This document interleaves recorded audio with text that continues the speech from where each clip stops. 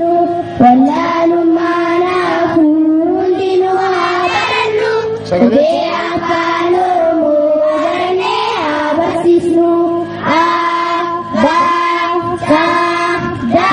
wallaalu maanaafuun dinuhaa barannu qubee afaan Oromoo barannee haa barsiisnu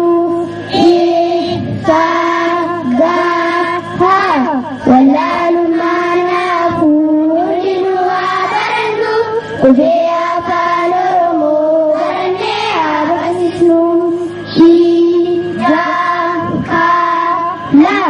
wallaalu maanaafuun dinuhaa barannu qubee afaan Oromoo barannee haa barsiisnu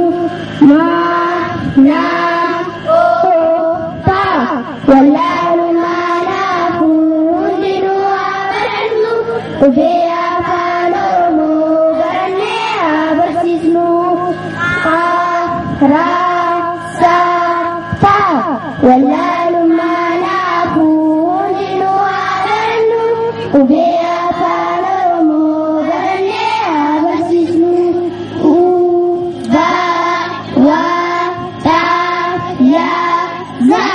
wallaalu maanaafuun dinuhaa barannu qubee afaan Oromoo barannee haa barsiisnu maanaafuun dinuhaa barannu qubee afaan Oromoo barannee haa barsiisnu ayyoo na barsiisnee abboo na barsiisnee si jeera daraa allaatti malee maaltu oolaan bararaa ollaani samii keessa ooftuun xiyyaara ayyoo na barsiisnee abboo na barsiisnee si jeera daraa allaatti malee maaltu oolaan bararaa ollaani samii keessa ooftuun xiyyaara galatoomaa.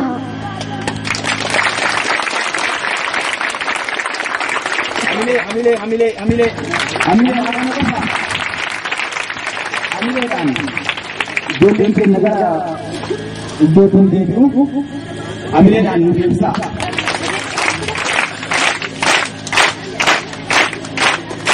Kabajamtoota barattoota sagantaan keenya har'aa haaluma ifaa kanaan itti fufa.